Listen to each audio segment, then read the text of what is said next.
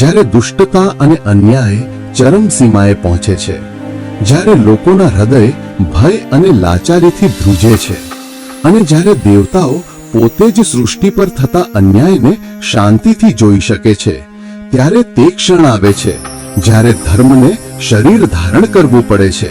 પછી અવતાર થાય છે. ત્રેતા યુગના મધ્યમાં પૃથ્વીની છાતી કણસતી હતી. રાક્ષસોનો ભય ચારે દિશામાં ફેલાયેલો હતો. તેમનો રાજા રાવણ લંકાના સ્વામી, 10 માથાવાળો, મહાન જ્ઞાની પણ અત્યંત ઘમંડી.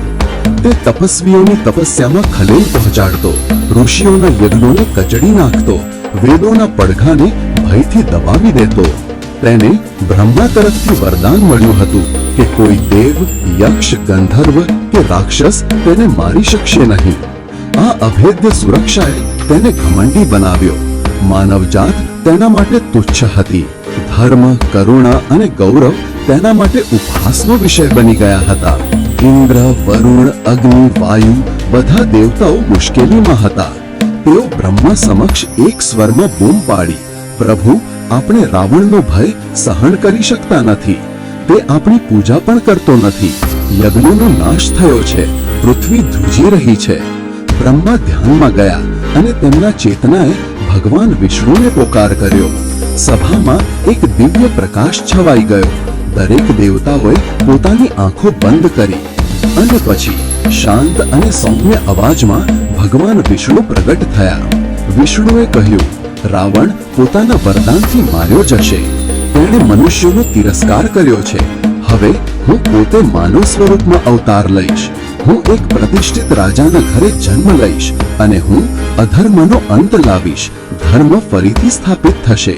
દેવતાઓની આંખોમાં આશા ચમકી. અયોધ્યા ગંગાના પવિત્ર કિનારે સ્થિત હતું. શહેર ધર્મનું સ્વરૂપ હતું. સુવર્ણ મહેલો, સારી રીતે જાળવણી કરાયેલા રસ્તાઓ અને દરેક દરવાજા પર દીવા પ્રગટાવવામાં આવતા હતા. અહીંના રાજા મહારાજા દશરથ હતા.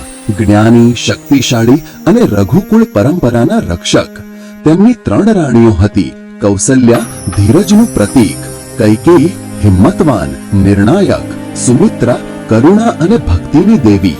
પરંતુ દશરથના જીવનમાં એક શૂન્યતા હતી. કોઈ બાળકો નહોતા. તે દરરોજ મંદિરમાં જતા, દરરોજ રાત્રે પૂજારી પાસે ઉકેલ માંગતા, પરંતુ બાળ સુખનો દરવાજો બંધ હતો. ગુરુ વશિષ્ઠે કહ્યું, રાજા, પુત્ર પ્રાપ્તિ માટે પુત્ર કામેષ્ટિ યજ્ઞ કરો અને આ માટે ઋષ્યશૃંગ મુનિને આમંત્રણ આપો. તેમની તપસ્યા અને સિદ્ધિ અજોડ છે. રાજાએ આદેશ આપ્યો. સ્વાગત માટે ભવ્ય તૈયારીઓ કરવામાં આવી. ઋષ્યશૃંગ પહોંચ્યા. અયોધ્યા જાણે કોઈ જૂના ઉપવાસની યાદમાં જાગી ગઈ.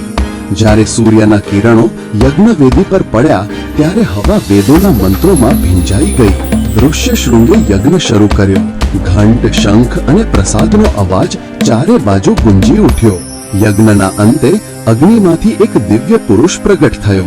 તેના હાથમાં એક સોનાનું પાત્ર હતું જેમાં દેવતાઓના આશીર્વાદવાળી ખીર હતી. તેમણે કહ્યું, હે દશરથ, તમારી રાણીઓને આ ખીર આપો. તેમના ગર્ભમાંથી દિવ્ય પુત્રો જન્મશે, જેમના કારણે યુગોનું સંતુલન સ્થાપિત થશે. સમય પસાર થયો. પછી તે રાત આવી, પૂર્ણિમાની રાત, જ્યાં ચંદ્ર શાંતિથી આકાશમાં ઝૂલતો હતો. હવા ફૂલોની સુગંધથી ભરેલી હતી અને પ્રકૃતિ સાક્ષી બનવા તૈયાર હતી. રાત્રિના છેલ્લા 15 માસમાં કૌશલ્યાએ એક બાળકને જન્મ આપ્યો. જ્યારે તે બાળકે આંખો ખોલી ત્યારે એવું લાગતું હતું કે પૃથ્વીના બધા દુઃખ તેમાં પ્રતિબિંબિત થઈ રહ્યા છે. આ રામ હતા. તેની આંખોમાં કરુણા હતી, પણ તે અજેય હતો અને તેજ પણ. પછી ભરતનો જન્મ થયો, કૈકેયીનો પુત્ર, જે નૈતિકતા, ભક્તિ અને સ્નેહનો પ્રકાશ હતો. અને અંતે સુમિત્રાએ 2 પુત્રો, લક્ષ્મણ અને શત્રુઘ્નને જન્મ આપ્યો. લક્ષ્મણની આંખો ભક્તિથી ભરેલી હતી. રામ સાથે અનેક જન્મોનું બંધન હતું.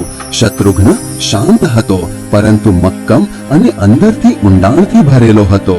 4 ભાઈઓનો જન્મ થતાં જ અયોધ્યા દીવાઓથી ઝળહળી ઉઠ્યું. ચારે દિશામાં શુભ ગીતો ગુંજી ઉઠ્યા.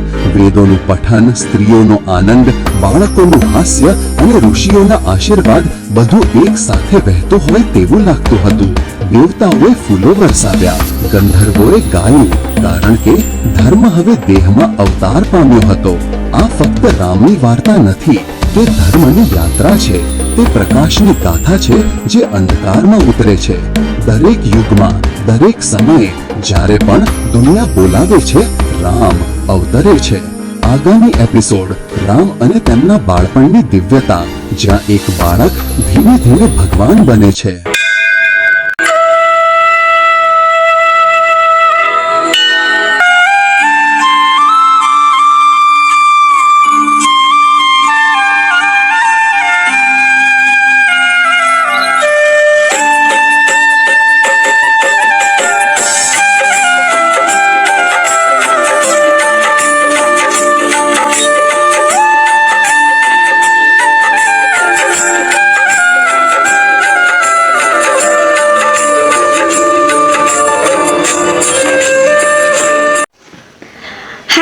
Hi, this is Sanchita Raga. The video that you just watched, I made it. The art used in it and the editing and the sound and the story narration all is done by me. So this is my original content, and if you want to support my content, then please like, share and subscribe. And if you're willing to watch the next episode, and if this series is interesting, then please follow so that you get the notification for the next episode. And also it takes a lot of time and energy to produce one piece of content of 5 minutes or 6 minutes. So please be patient with me, and thanks for your love.